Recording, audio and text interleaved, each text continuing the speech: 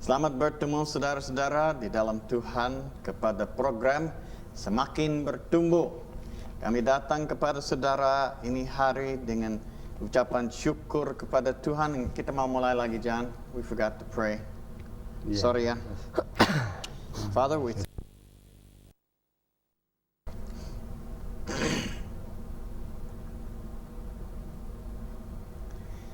Selamat bertemu saudara-saudara dalam program Semakin Bertumbuh.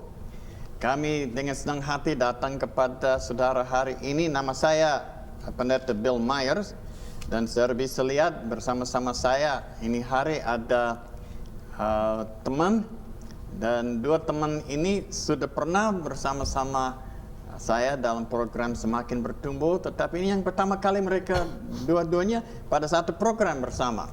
Jadi kami merasa Tuhan akan memberkati ini hari, dan yang teman saya namanya yang baru sebelah kanan saya, kanan ini kiri saya, Pak Pendeta Sugiantono dari Gereja Sidang Jemaat Allah di Bogor, dan yang lebih jauh dari saya yang hampir-hampir saya mesti ini namanya Pendeta Hendra Safania, dan dia Kepala Sidang di Jakarta dengan Gereja Bethany di Indonesia, Pondok Kasih Karunia. Jadi kita ini hari merasa senang dalam hati bahwa kami dapat berada di sini dan dapat tukar pikiran dengan saudara akan kebenaran dan hal-hal yang perlu kita sadar akan Tuhan kita, Tuhan Allah kita. Saudara ingat beberapa program yang lalu ini kita bicara tentang perjanjian Allah, dan kami sudah bicara tentang perjanjiannya kepada Adam, dan sudah ada program yang mana kami bicara tentang perjanjian Allah dengan Nabi Nuh. Nah, ini hari kita mau melanjutkan ini hal perjanjian dengan satu orang yang terkenal dari semua orang dan semua agama, yaitu dengan Bapak Abraham. Dan ini satu perjanjian yang indah karena ini ada hubungan dengan kita juga. Bukan hanya perjanjian ini dibuat untuk orang itu, tetapi ada kaitan dengan kita juga. Dan kita ini hari menikmati berkat dari perjanjian Allah yang seperti kita mau bicarakan ini hari, perjanjiannya kepada Abraham. Nah sekarang, siapakah yang sebenarnya yang Abraham ini? Dari mana sih? Dari mana dia? Apanya? Ya, ini sangat menarik sekali, Pak Bill, tentang Abraham ini. Sebelum Allah menyampaikan janjinya kepada Abraham, Allah perlu panggil Abraham secara khusus dari negeri asalnya. Ya, kalau kita lihat ada satu buku keterangan yang saya baca itu daerah-daerah Mesopotamia, dan di sana ada satu daerah namanya Ur Kasdim. Tapi you rasa Abraham sudah kenal akan Allah?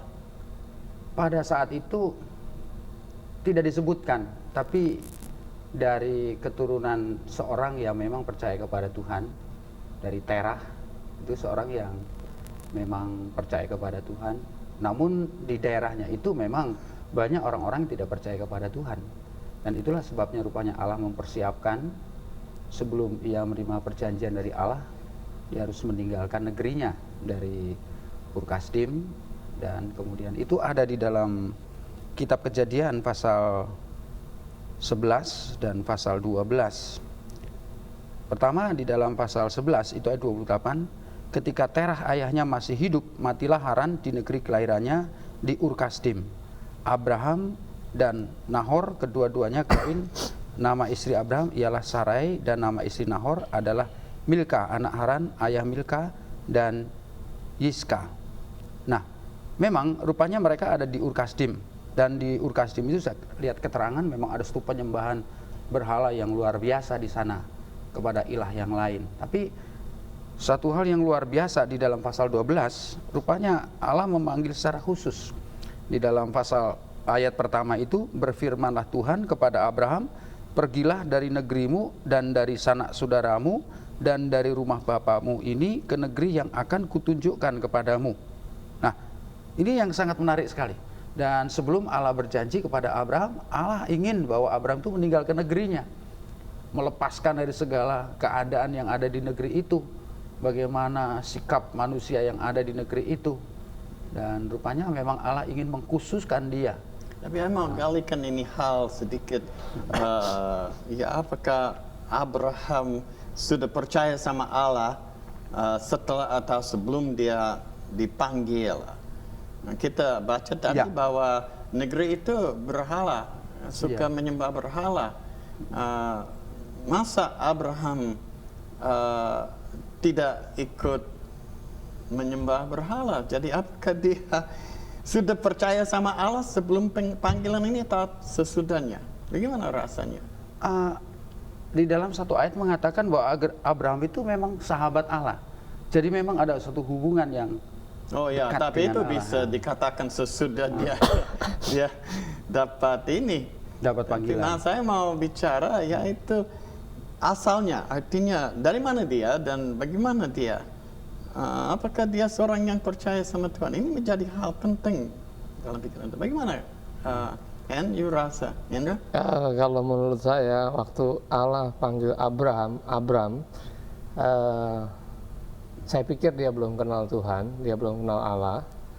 Dia orang yang terlibat dalam penyembahan berhala karena Tuhan panggil dia untuk keluar dari lingkungan keluarganya. Berarti dia harus tinggalkan agamanya, kepercayaannya, adat istiadatnya. Dia harus meninggalkan penyembahan berhalanya. Nah, satu hal yang saya tangkap dari Abraham ketika dipanggil Tuhan dengan janji, aku akan memberkati engkau. Nah, ini satu sikap manusia yang mengadakan penyembahan berhala itu mau diberkati, mau terima berkat. Jadi dia sangat tertarik sekali dengan panggilan Allah. Dia mulai tanya, apakah Allah yang manggil, Allah yang berbicara ini sama dengan Allah yang dia sembah selama ini untuk terima berkat. Kan Allah berjanji, Abraham, aku akan memberkati engkau, keluarlah dari tanah ini. Nah, dia rasa sangat ingin tahu, ini siapa Allah lagi ini gitu, yang mau memberkati saya, tapi juga mau menjadikan saya menjadi berkat buat orang lain. Nah, kalau menurut perkiraan saya atau tafsiran saya, Abraham waktu itu belum kenal Tuhan, belum percaya kepada Allah, karena melihat dari keluarganya penyembahan berhala, dan melihat juga Lot, keponakannya juga masih penyembahan berhala ketika keluar dan tinggal di Sodom, dan Allah pakai Abraham untuk menyelamatkan Lot. Padahal seharusnya kalau Lot percaya kepada Allah, dia berbicara juga, Allah berbicara juga pada Lot, tapi Allah berbicara kepada Abraham karena Abraham waktu itu dia keluar dari tanahnya dan dia mulai belajar percaya kepada Allah. Ya, kalau menurut saya Pak Wil, ini memang sangat menarik sekali. Saya berpikir bahwa Allah memanggil Abraham itu dengan cara bagaimana Allah memanggil dia. Kalau Abraham bukan seorang yang percaya kepada Tuhan atau dia seorang yang peka terhadap Tuhan, saya rasa tidak bisa menanggapi suara Tuhan. Alkitab memberitahukan kepada kita, khususnya pasal 12 ayat 4 itu, lalu pergilah Abraham seperti yang difirmankan Tuhan kepadanya. Dia tahu persis itu firman Tuhan. Jadi kalau dia tidak mengenal Tuhan, saya rasa tidak tahu tentang firman Allah. Tidak mungkin Allah menyatakan dirinya. Belum tentu. Kalau saya dengar satu suara dari sorga yang nada orang atau apa, mungkin saya percaya.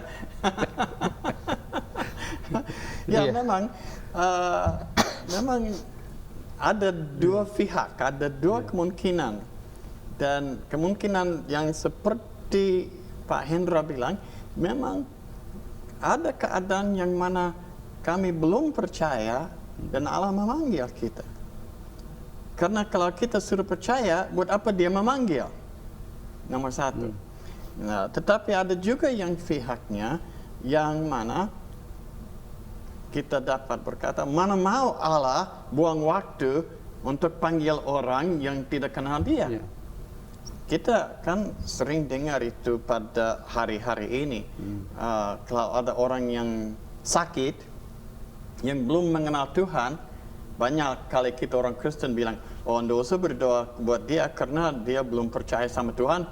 Masa Tuhan mau sembuhkan orang yang belum percaya? Padahal itu bukan satu hal yang benar. Sebab Allah tidak milih. Memang hati orang yang bersandar kepada dia, memang Tuhan perhatikan. Nah, itu hati itu bisa dari orang yang percaya atau orang yang belum percaya. Nah, jadi itu satu hal yang dua-dua pikiran ini kuat sekali. Dan kami dapat pegang dua-duanya.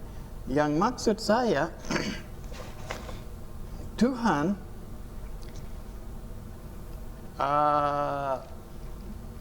tidak mau sampai kita taruh dia di dalam satu kotak. Artinya harus berbuat begini, harus berbuat begitu. Tetapi Tuhan memang Allah adanya.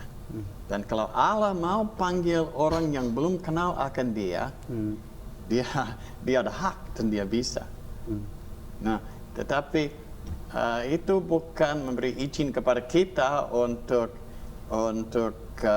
menolak segala sesuatu yang lain. Cuma yang jadi penting buat saya, Abraham ini sebelum dia dipanggil Allah ini, apakah dia ada orang yang sudah ada itu sesuatu di dalam dia yang dia cari Allah, atau apakah dia seperti kita yang lain hidup buat nafsu sendiri? Itu yang jadi yang satu pertanyaan saya.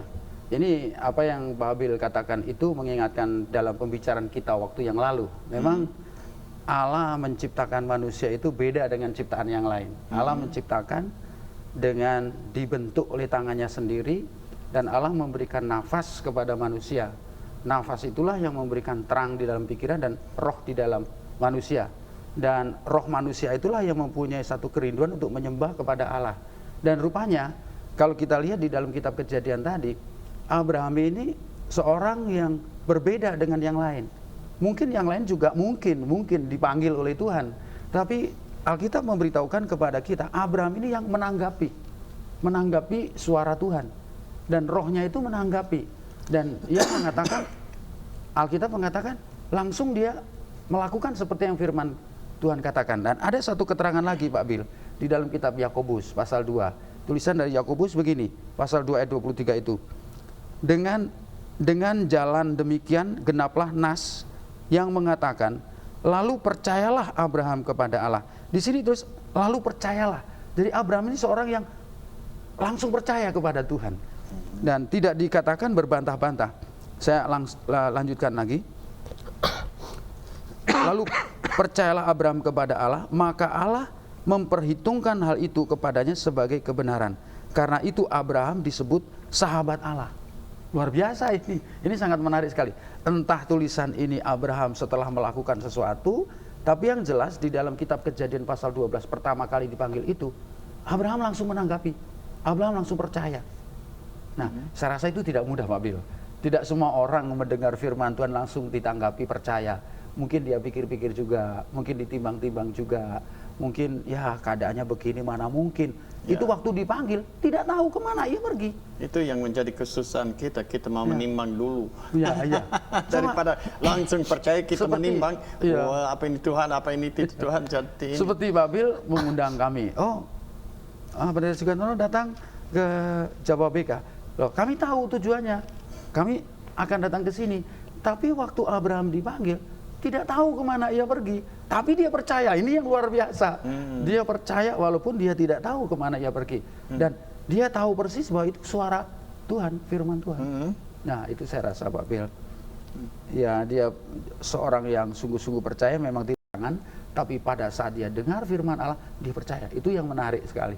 Itu menjadi satu contoh untuk kita. Nah, ini yang maksudnya saya.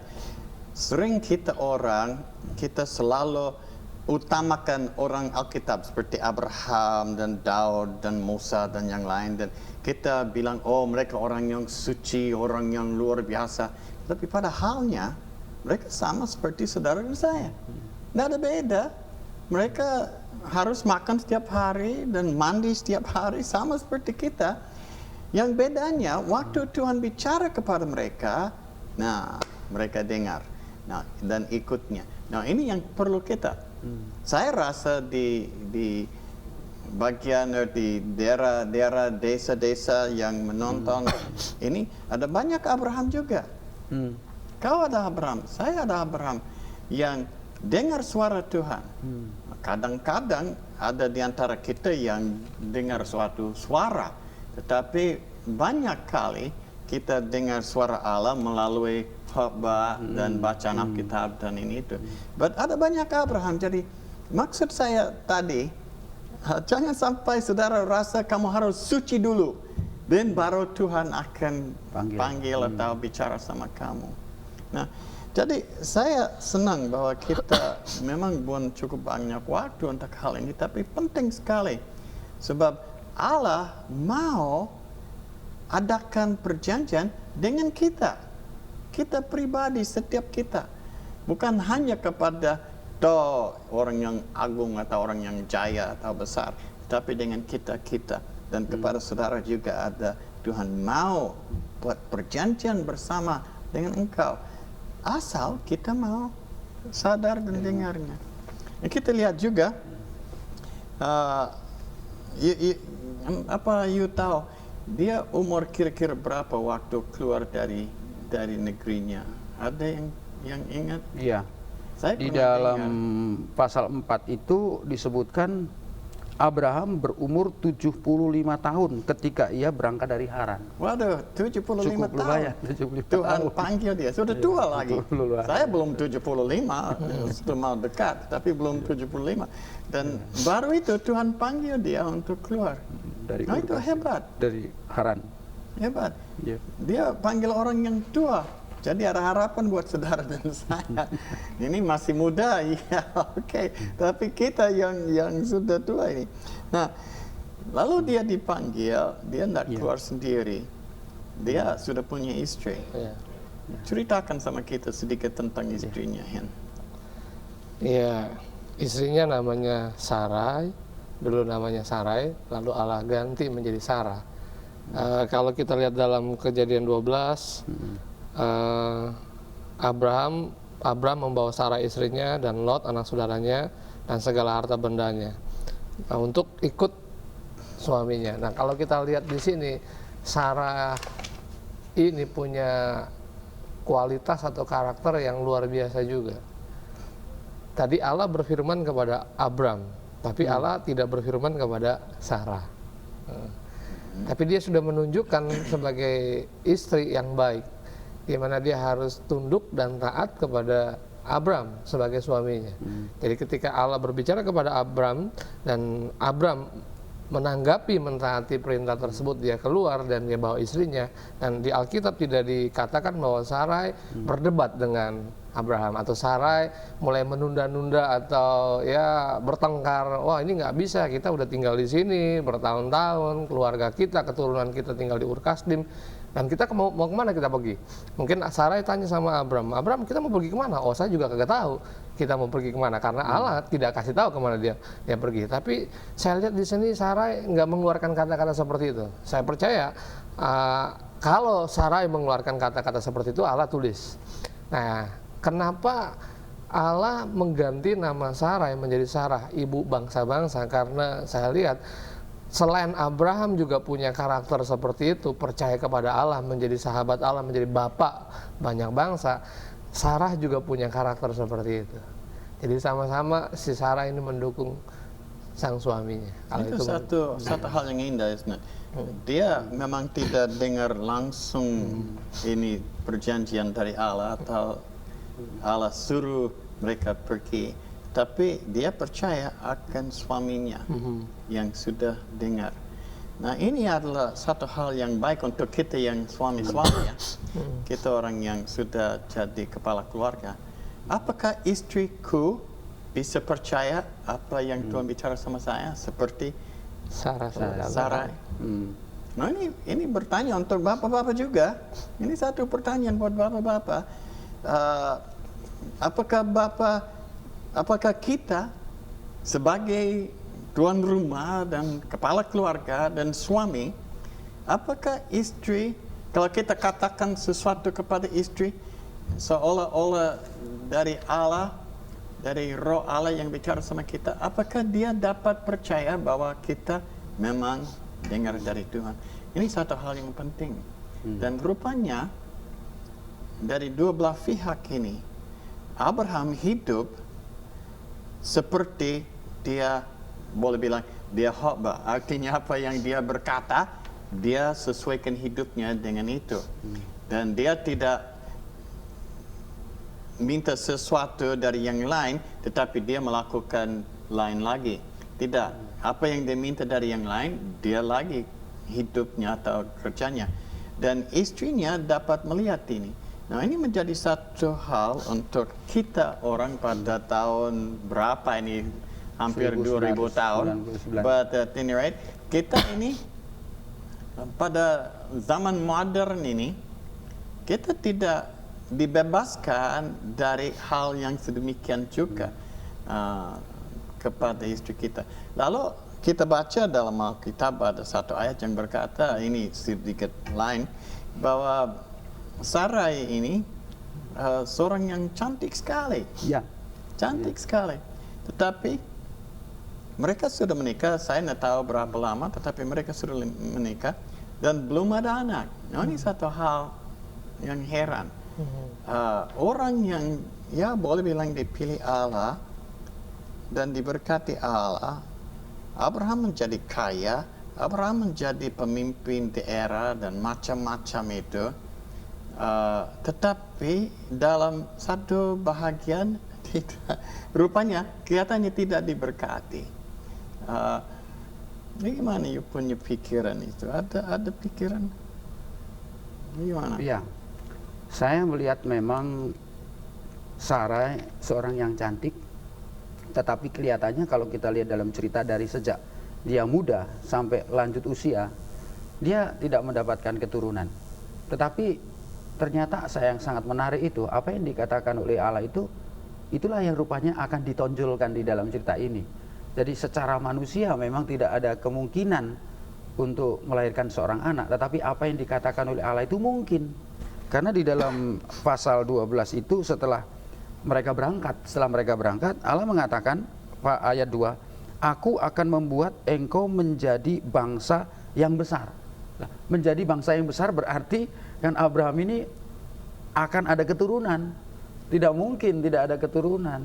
Ya mungkin. Tapi ini sudah puluhan tahun. Ini kita baca di sini 75 tahun mereka baru berangkat dan belum ada anak. Nah, bagaimana ini kawakan ini? Apa mungkin ada keliruan ini dalam ini apa namanya ini suasana perjanjian? Apa ada keliruan ini? Ya. Karena bertahun-tahun jalan dan belum ada. Kan kalau Allah janji, tok jadi bukan? Belum tentu. Belum tentu. Belum tentu. Artinya Kita semua mungkin begitu. menurut kita mau cepat jadi, tapi mungkin waktu Tuhan belum. Allah memang berjanji kepada Abraham dan Sarah untuk mempunyai keturunan dan keturunannya tambah banyak. Mungkin Sarah dan Abraham pikir, wah tahun depan saya akan dapat melahirkan seorang anak, Sarah pikir. Tapi kalau menurut Tuhan belum waktunya, dan Allah tetap janji, ya janji Allah. Jadi kita lihat janji Allah itu bukan diukur dengan waktu kita manusia, tapi diukur dari waktunya Tuhan. Itu sangat menarik Pak Bel. Jadi rupanya waktu itu yang dibutuhkan oleh Tuhan. Dengan waktu itu Allah ingin menguji apakah manusia percaya dengan apa yang dijanjikan. Itu sangat menarik sekali. Ada rencana Allah. Tidak just lemparkan sesuatu, memang ada rencana. Dan rencana itu ada waktunya, ada timing, ada yang ditentukan cepat atau yang lambat. Dan kita mesti mengerti, walaupun kita semua kelihatannya oke dan baik, dan kita menantikan, kita menengok mana ada berkat, mana ada janji Tuhan, mana ada janji Tuhan. Saya tidak begitu perhatikan bahwa Abraham sering tanya di mana, bagaimana, ini itu. Tapi Allah berfirman kepada dia dan kepada Sarai, dan mereka percaya. Dan bukan satu waktu yang singkat ini. Ini berpuluhan tahun. Dan ini juga satu hal yang penting. Penting, kami selalu ikut atau kita selalu memberi prioritas kepada hal-hal yang dari Allah. Ini yang kami sangat perlu ini hari. Saya perlunya sekarang Tuhan. Padahal belum tentu itu yang menjadi prioritas dengan Allah. Sebab dia ada rencana. Kita bilang, Tuhan jadikanlah ini sekarang. Tetapi mungkin Tuhan punya rencana dijadikan sebelah sini nanti. Jadi yang cukup penting buat saya, ini hari saya rasa Tuhan arahkan kita kepada dua hal, dua pokok. Kita mesti melanjutkan ini buat Abraham dengan lain program juga. Tetapi yang dua hal yang saya rasa, atau tiga mungkin, yang sangat penting.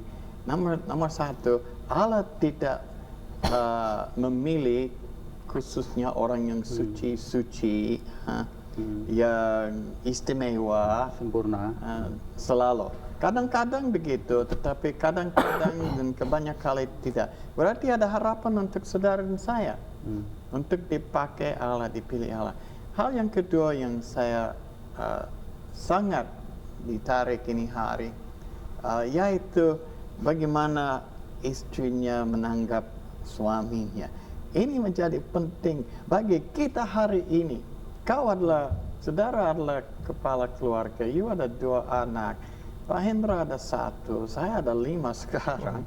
Dan kita masing-masing 1 istri. Tetapi yang jadi penting, dan ini satu hal yang menyentuh saya, apakah istriku dapat pegang apa yang saya berkata tentang Allah, janji Allah? Nah, atau apakah dia ragu-ragu atau pikir saya pura-pura? Nah, itu penting bagi kita ya, sebab kita menjadi keluarga, kepala keluarga. Dan hal yang ketiga, yaitu seperti kita bicara tadi tentang mereka yang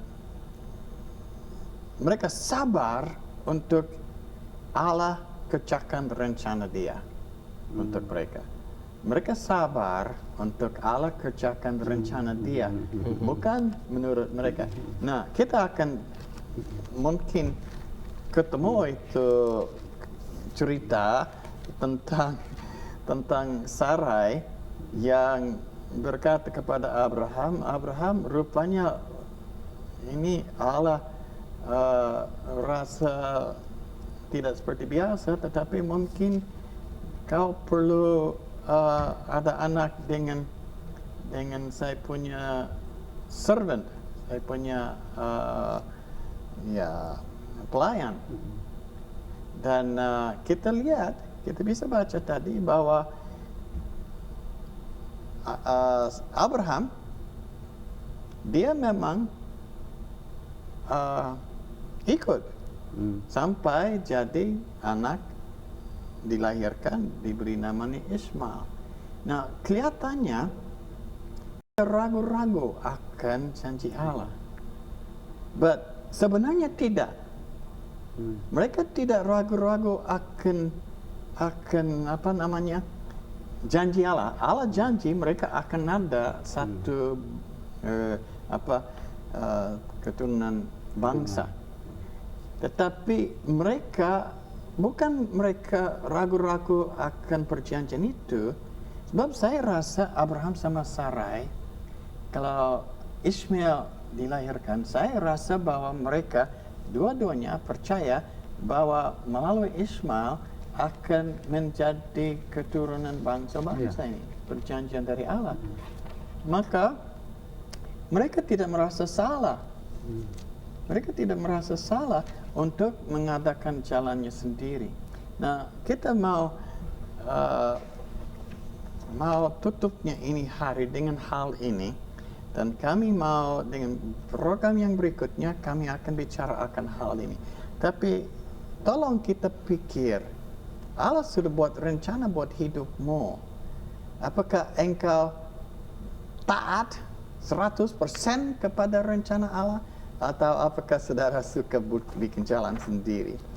Kita lihat bahwa waktunya kita sudah lewat ini hari, dan kami merasa diberkati Tuhan, dan kami mohon supaya saudara datang lagi dan Amen. ikut program yang berikutnya. Kami mau bicara lagi tentang perjanjian Allah kepada Abraham.